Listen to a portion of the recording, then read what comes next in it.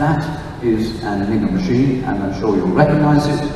It is, after all, the most famous cipher machine in the world. It's always described as looking rather like a strange portable typewriter. Looks like a typewriter because it has 3 rows of typewriter-like keys there. A rather strange-looking typewriter enclosed in a slightly old-fashioned way in a wooden oak case. That's it, and that is exactly the sort of machine with which all the German armed forces were equipped, not just during the Second World War, but for something like 10 years before the Second World War started. It's a standard 3-rotor, 1, 2, 3. Those are the edges of flanges attached to the rotor, so that's a 3-rotor machine. The standard 3-rotor machine with which all the German armed forces were equipped for a decade or so before the war actually started. It's a rotor cipher machine. It creates a substitution cipher. It has 4 major sections. It has a keyboard. That's the bit that makes people think it looks like a typewriter. 26 uppercase keys. There is no shift key, so you cannot put a lowercase letter into the machine. The only thing you can do is to press one of those uppercase letters on these keys here. Note there's no numerals, no punctuation, no space bar. The only choice you have is one uppercase letter at a time. If you press any one of these keys, then one of these light bulbs on the lamp board will light up. It substitutes one letter for another. It's only a substitution cipher, but it has a very complex substitution pattern. Or conversely, you could say there are a very large number of substitution cipher alphabets that this machine could use. I'm tempted to take this right off and start again. So the input section, 26 uppercase keys here, the output section, 26 bulbs there. That's 4 of the main sections. That's 2 of the 4 main sections we've dealt with. Now, it's a cipher machine, so every time you put one letter in, you get another letter out. Unashamedly designed to provide security. It substitutes one letter for another. So it creates a complex substitution cipher. If you put in 50 letters, you get 50 letters out. The first one you put in, the first one out. So it's a straight substitution process. And it's a rotor cipher machine because it has 3 rotors up here side by side, and they contain the wiring which links the keys to the bulbs. So when you press a key, you do actually light up on these light bulbs, but the electrical impulse that has passed through the machine goes through the rotors. And not surprisingly, given the name rotor, they actually go round. And because at least one rotor will rotate during the operation of the machine when you're pressing the key, you're changing the pattern of wiring inside the machine for every key press. So you might press key P and light up Q, but if you take your finger off P, the Q light will go out. And incidentally, you have to write down the output of the machine because it doesn't print out or record or remember or transmit. When you press P and Q lights up, you must write that down with pencil and paper, otherwise it is gone. So you press P and the Q lights up, let us say. Take your finger off P and the Q light will go out. If you then press P again, you will almost certainly not get Q. You might get D. Press it again, you might get K. Press it again, you might get L. You can press this key 4 or 5 or 6 or 7 times, and you will get 4 or 5 or 6 or 7 different letters out, because it is a continually changing cipher pattern, and it changes because at least one of the rotors will go round every time you press the key. So the rotors which go round provide the greater part of the cryptographic power of this system, and then there's a plug board, which I'll describe in some detail after we've had a closer look at the rotors. Now, given that the rotors have wiring inside, it's important for the operator to know what rotational position the rotors are in, because it makes a difference. And if he wishes to start an encryption procedure at a particular point, he needs to be able to identify the rotational position of each rotor. So on each rotor, there is a collar which carries inscribed letters either 1 to 26, numbers 1 to 26, or letters A to Z. And you can see one at a time through these 3 little windows, those white squares that you can see there. You can see it much more closely when you look at the machine. Those three little white squares are actually windows through the inner metal lid of the machine. When you look through those, you see one of these inscribed letters or numbers which are on the collar attached one to each rotor. So these letters here tell the operator what rotational position the rotors are in. They are not part of the input or the output. So when you press P, it lights up Q. You do not need or expect to see P's or Q's up there. But because they define the rotational position, their actual value is extremely important. This is a sectional drawing through the machine, and you see here are 3 rows of typewriter-like keys, shown in purple. Here's our 3 rows of bulbs, shown in blue. Here's our 3 rotors, shown in green. You can see the keys descend, all of them descend to this orange bar down here, so that every time you press any one of the keys, not only does the modest electric current flow through the machine and light up one of the bulbs through the wiring housed in the rotors, but also the end of this bar here, the left-hand end of this bar is depressed, it rotates about this central pivot here, and then over the right-hand side, this little bird mouth here comes up against that ratchet wheel attached to the rotor and turns it round. So that's the mechanism whereby the machine itself imparts motion to the rotor. The wiring is inside here, and you'll see the top edge of this notched flange, looking like a bicycle sprocket. The top edge sticks up through the inner metal lid, and that's what we were seeing when I said these are 3 rotors side by side. What you're seeing when you look down on the inner metal lid is that little bit of the notched flange sticking up. It sticks up to allow the operator to grip those teeth where they come through and turn the rotor around if he wishes to reset the rotational position of the rotors. That's what you can see there. That's the edge of the top edge of that notched flange sticking up there. So, there we have it. That's the input section, the keyboard. Here's the output section, that's the 26 bulbs. Here's the rotors up here, and you can see how they're driven around by the machine every time you press a key. And there's a plug board down here, which I'll describe in detail in a moment. But before we go down to the plug board, let's lift that inner metal lid and look at the 3 rotor assembly there. That's the scrambler unit, which is at the center of all Enigma machines. There were various types of machine because it's a technical device made over 20 years, so not surprisingly, given that there are 20 years of development and there are different end users, both in Germany and outside, not surprisingly different types or marks were developed, but they all have something like this at the center.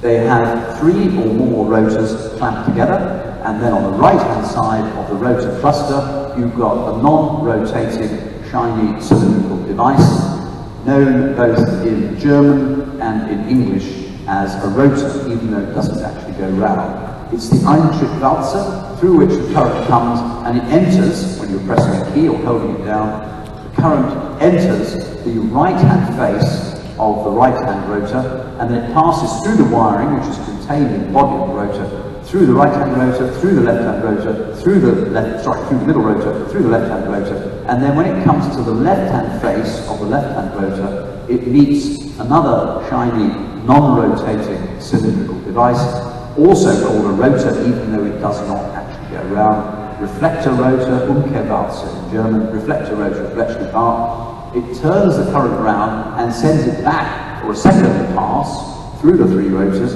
along what is invariably a different cipher path, a different wiring path, and then it comes out through the entry rotor and down to the body of the machine.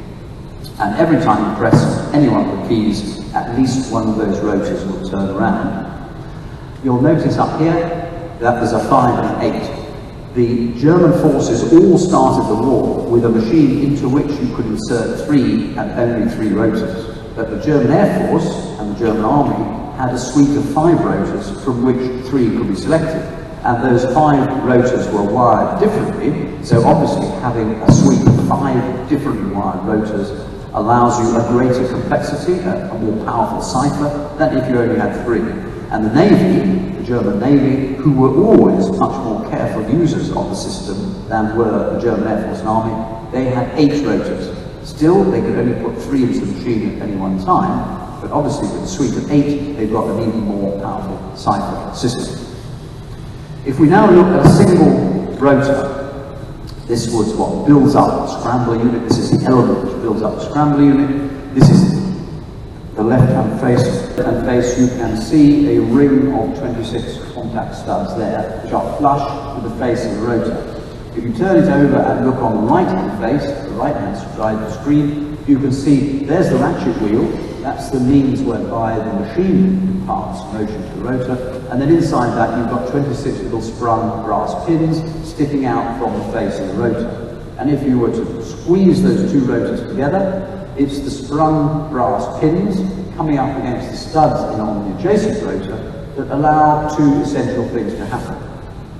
Firstly, each rotor can be rotated ad infinitum without getting anything into a knot, because when you turn the rotor around, you turn the pins, the studs and the wiring round en bloc, so nothing is getting twisted. So there's no limit to rotation of a single rotor. And also, when the rotor stops, there's always a set of pins on one face which are in contact with the set of studs on the adjacent rotor. So electrical conductivity is maintained. And those two things are essential.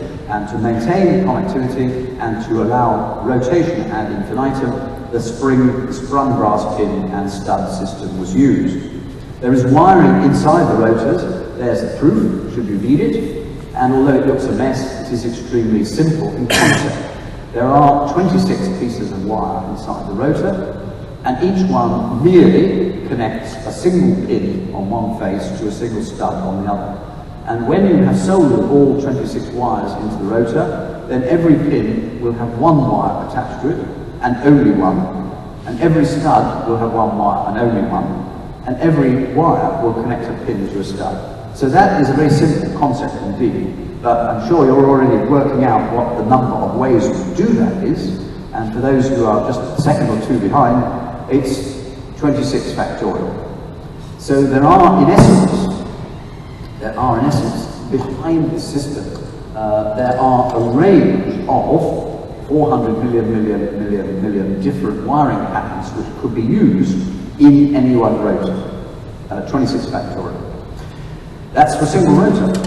And remember, we have a machine in which you put 3 rotors, which are wired differently. So when we look at the combined effect of taking 3 rotors and their individual wirings together, we have this number cubed. So we get 4 cubed is 64, and 10 to the 26 cubed is 10 to the 78. And we haven't finished yet.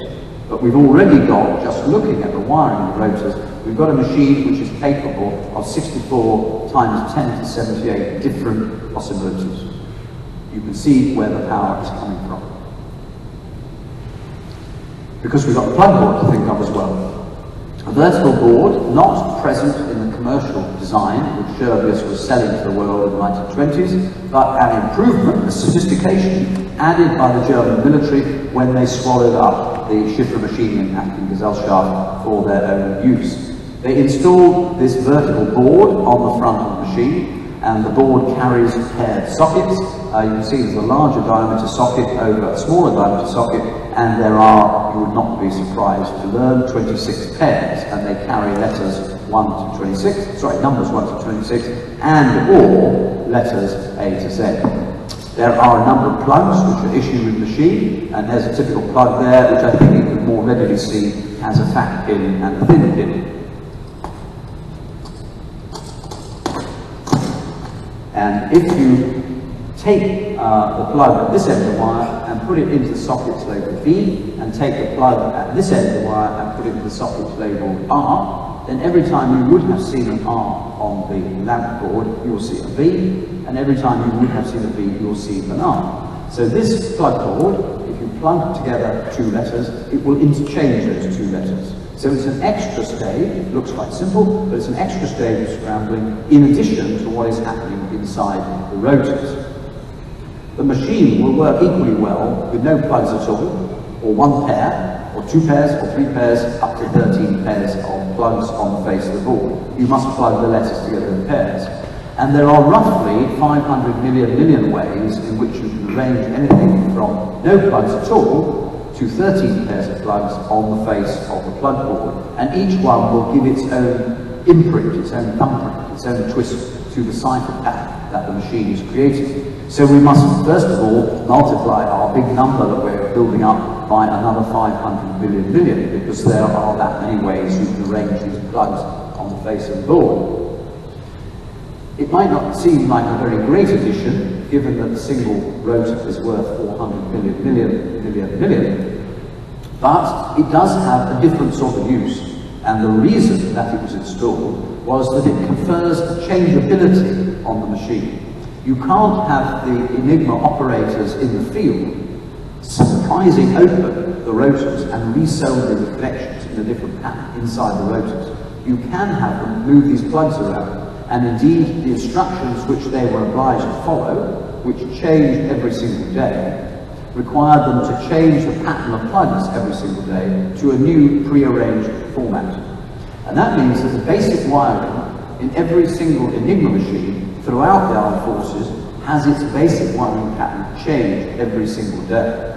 And if you think of the result of that at Bletchley Park, that means that it's not a question of just by some stupendous effort or good luck breaking the Enigma code as if there were one. You have to break, actually, potentially several dozen different ciphers every single day. And the mere fact that you might have been successful today is no guarantee that you will be successful tomorrow. We did not break every Enigma encrypted message, although we did break a very large number. And so this confers, it does increase our number by 500 billion, or a factor of 500 billion, but also it gives you this changeability, which does make the system very much more powerful. If we look at a simple wiring diagram, we can see the passage of one burst of current around the machine when you press a key on the keyboard. Purple keyboard, we're pressing the key I here. That's just closing the contacts, just as on any electronic device now. It allows the battery inside the machine to drive a current through the machine, through the contacts you make here, down to the plug board, where if there are plugs in the appropriate sockets, there will be a switching on the face of the plug board in the way that I described. And then it goes up to the 5 green rectangles there, which represent the rotors. Enters the entry rotor on the left-hand side, and then enters the current. Then enters the right-hand rotor here, passes through the middle rotor, passes through the left-hand rotor, turned around by the reflector rotor, follows another zigzag path through the rotor cluster, out through the entry rotor, down to the plug board. There may be a final exchange on the face of the board there, and only then can it make it up to the lamp board and light up one of the bulbs. We press I, and it has lit up that bulb D. So I has been enciphered to D at that particular setting. When you take your finger off this key here, then this light bulb will go out, and if you put your finger on the key again, you will almost certainly light up a different lamp on the lamp board, because at least one of these rotors will have gone round. And you'll notice, if you let your eye follow that round, that all we've got there is a simple loop. Simple wiring loop with a bulb and a battery. There is nothing more complicated electrically in the machine than a simple loop of wire and a bulb and a battery. There are no T junctions or multiple junctions, X junctions, Y junctions in the circuit anywhere. There is no branching in the circuitry anywhere, either inside the rotors or inside the rest of the machine. If you look at all the possible ways in which you could vary the wiring inside a 3-rotor machine and set it to work, then the number is that. It's 3 times 10 to the 114. I'll leave you to read that yourself, but just admire it, because it is a pretty large number. And unless you are a mathematician or an astronomer or a physicist perhaps, it's difficult to get a grasp on how large a number that is. I'll just give you one thing to compare it with. The astronomers tell us that if you look at the whole of the observable universe, it only contains 10 to the 80 atoms. So this nearly 100-year-old portable machine, which you could carry around in one hand, has a very modest power requirement.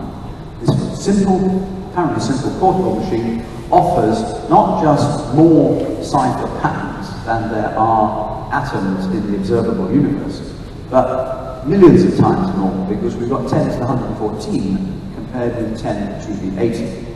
The Enigma machine will act as a deciphering machine for an incoming message, just as much as it will act as an enciphering machine for a message which you're sending out. But if the receiver of an enciphered message is to successfully decipher an incoming message, it's absolutely essential that his machine, the receiver's machine, is set up exactly the same way as the sender's machine is. So the Germans divide their armed forces into several dozen different networks. That's why there are several dozen different ciphers to be broken every day at Bletchley Park. They divide their armed forces into several dozen different networks, and to each Enigma operator in a given network would be issued their own network version of this book, a code book in brief. Geheim, Schlüsseleinleitung für Schlüsselschild Enigma from a particular day. And this tells the operator every day, different for every day, it lasts only for 1 month. This tells the operator how he must set up his machine at midnight, when it just goes past midnight. And unless a sender is confident that the man with whom he wishes to communicate also has a copy of the same code book, then he is wasting his time sending him an enciphered message. Because the receiver, if the receiver does not have a copy of the same code book, the receiver will not be able to decipher the incoming message, because he will not know what setup pattern the sender's machine was in. And you can't expect the receiver to search through millions and millions of possibilities to see by chance whether he can discover the one and one only, which will turn the incoming message back into the original German. This is what the book tells you. Now, it is different. The procedure was different at different times, and it's different between the armed forces. But this is an example. This is Air Force and Army, German Air Force and Army, up to May 1940. The blue lines are what is contained in that red code book. So, it tells you today, you look down the left-hand side where the numbers for the days of the month are. In fact, number 1 will be at the bottom as it happens. So you go down to the bottom of number 1, because it's the first month of the day, and it will tell you, it will give you 3 Roman numerals, either 1, 2, 3, 4, or 5, and those are the identities of the rotors. So it tells you which 3 rotors you're going to use today from the suite of 5 that you've got, and the order they are in the book is the order you put them in the machine from left to right. There's also an extra adjustment you can make called a ring setting, which you can come and look at if you want to come and look at the machine afterwards. It's an internal adjustment inside the rotor. It does increase the sophistication, but they're told which ring setting to make for each rotor, and then when they've made those, they put them into the machine in the order given in the code book. It also gives you 10 letter pairs, because the Germans did not use 13 pairs of steckers. They used 10 as a maximum. Sometimes 6 or sometimes 8, sometimes 10, but the decision as to how many steckers to use and which letters to pair together is specified absolutely clearly in the code book. So these 3 lines here represent the instructions the operator must follow, and they tell him everything about the setting up of the machine, with the single exception of the rotational position of the rotors. Those are not mentioned in these instructions at all. So the operator is then required to do 2 random things. 1, he has to pull the rotors round randomly, using that little bit of the notched flange on each rotor which sticks through the inner metal lid. He has to pull them round and then read through the 3 little windows the letters he sees. So a randomly generated group of 3. And it might be USL. That group there. So that's a randomly generated group of 3, and it's called the indicator setting, because it's the setting of the machine for the next stage, which is to generate something called the indicator. Having read off and written down USL, because remember the machine doesn't do anything like recording, when you write down USL, the operator then has to think up another group of 3, which are not meant to be related to anything else at all. They're meant to be totally random, and he might think up the group TEM areas. He then is told to key this in twice. Actually, a fundamental flaw that we should do it twice, but that is what he's told to do. He's told to press the key T, followed by E, followed by M, followed by T, followed by E, followed by M. And of course, that will in general light up 6 bulbs which show 6 letters to which the group TEM has been enciphered, and which will bear no obvious relationship to what he's put in. And you might have something like LSOXAW. Here it is, LSOXAW. That group is the indicator, and that is the ciphered version of TEM at that particular moment. He then pulls the rotors round, so he's using those notched flanges again, pulls the rotors round until his second chosen group, TEM, is visible through the windows. And that means he can now, that means that he knows the starting position of the rotors, they're set to TEM, and at that moment, line 6 here, he's turned the rotors to TEM, and he then keys in the rest of the message, or the message. He types in one letter at a time, those letters which make up the German words of the message he wishes to send. When the message is sent in Morse code, there is no further attempt to disguise anything, because you just send the output of the machine, and you send the indicator and the indicator setting embedded in the preamble. The preamble carries a message number, it carries a station identifier, it carries a receiver identifier, message number, all that sort of stuff. At the beginning, in this preamble, there is also this indicator and indicator setting, embedded in there in a tightly and precisely specified position in the preamble. And then off that goes in the air in Morse code. The intended receiver must have a copy of the same code book to have followed the same 3 steps here. He has to get the basic setting of his machine to match that of the sender from the same code book. The wireless operator will write down the incoming message, and he will have no clue as to what it means. All he can hear is a long string of Morse code letters which make no sense to him at all, but he does the best he can. He writes them down on a reading pad. And then he hands that sheet to the guys next to him who have an Enigma machine. They will examine the preamble and identify the 2 groups we've created up here, the USL and the LSOXAW. They turn the rotors to USL, they type in LSOXAW, and if everything has gone well, they will see a double group come up like that. They will see 6 letters come up, the second group of 3 being the same as the first group, and they will be relieved because that means everything's going right. They then pull the rotors round until they can see TEM through the windows, and then key in the rest of the message, which has become enciphered to them, and the machine itself will turn it back automatically into the original German. This line here, line 4, turn rotors to TEM and key in the ciphered message, exactly parallels line 6, turn rotors to TEM and key in message. So line 4 here, the receiver's machine is in exactly the same state as the sender's machine. And they guarantee that by the use of this red code book that I showed you. That's a typical communication unit. That's what it would look like, ideally 3 men. Here's Guderian, the great Panzer General. Here's his communication team. There's the wireless man with his headphones on. He will write down the incoming messages.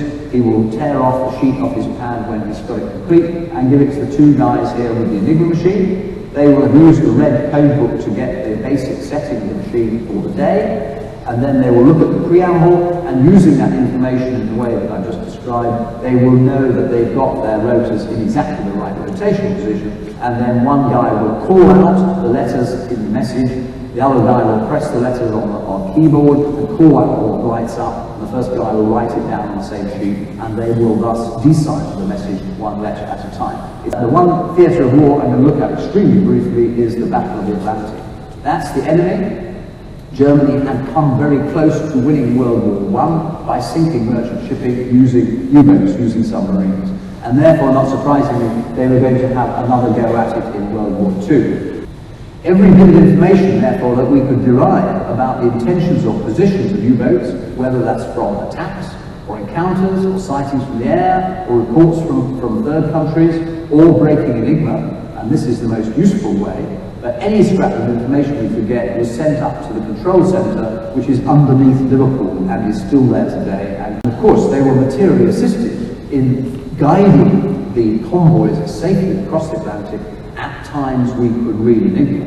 And of course, they found it much more difficult to provide that advice at times we could not read Enigma. We did not read Enigma very well at the beginning of the war because the naval users were much more careful and they had extra rotors. but they only had this basic three-rotor machine you see on the left. We were doing pretty well against Enigma in the second half of 1941, and then Germany changed the odds again by putting that fourth rotor into their machine. So they've now multiplied the power of the cipher by a factor of 400 million, and we are shut out of this source of information. We can hear all the messages, we can write down Morse code letters, but we cannot understand what they mean. If we see the effect of this on fighting the war, this is quite a revealing plot, I think. You'll see the top line is 900. That's 900 tons of merchant shipping sunk in a month, because each vertical bar is for a month. The red bars are the North Atlantic, and the brown bars are the rest of the world. And you can see those red bars, they get bigger and bigger and bigger for nearly 2 years. Then they drop down very small to almost nothing. Then they go whizzing up again at the beginning of 1942, and then they come down again and tail away to almost nothing. And there is a very close correlation. It's not a proof, but there's a very close correlation between what was happening at Bletchley Park and what's happening out in the Battle of the Atlantic. Because for 2 years, nearly 2 years, up to the middle of 1941, we cannot break naval three-rotor Enigma quickly. The Germans are having a lot of success against our coded, not ciphered, our coded messages that we're using to assemble the convoys and to organize the Royal Navy support and protection for them. So Germany is breaking a lot of our convoy codes relating to the assembly and correction of convoys, and we can't break the ciphered messages which Dönitz is sending to the U-boats. And then, therefore, not surprisingly, the red bars are getting bigger and bigger and bigger, as you see. In the middle of 1941, by capture from U-110 and from other naval units, we learn how we can break three-rotor Enigma quickly. When we can do that, we know where Dönitz is sending the U-boats to. We have a jolly good chance of steering the convoys round. The losses come whizzing down, as you see, until at the beginning of 1942, the 1st of February, the fourth rotor is introduced, and the losses go soaring up again. For nearly 1 year, we can't break these messages. And during that year, we lose over 1,000 merchant ships in the North Atlantic alone. A rate of loss we could not endure for much longer. We are, in short, losing the war during 1942. And that terrible state of affairs, that blackout, is only brought to an end when we depth charge a U-boat in the eastern Mediterranean. A boarding party goes on board, comes out not with the Enigma machine, which would have been a good thing to get out, because it would have had that fourth rotor in it, but they come out with the paperwork. And it's the paperwork they come out with which enables Bletchley Park, by the end of 1942, to break the four rotor codes quickly and reliably for the first time. Even perfect intelligence doesn't guarantee that you win every battle painlessly. And as you can see, there's some bad and painful convoy battles in the spring of 43, but by around about May 43, we are on top of the situation, and we don't lose that ability for the rest of the war. And so the red bars tail away to almost nothing, as you can see. Now, of course, there are lots of other things going on in the Battle of the Atlantic. It does not depend solely on intelligence. It depends on the availability of fighting units. It depends on the development of technology. You have to remember that December 1941 brings the United States into the war, so there's lots of other things going on there. But there's a very strong correlation between the times that Bletchley could read Enigma and the times they couldn't, and the times that we were losing more and more shipping and the times that we were losing less and less.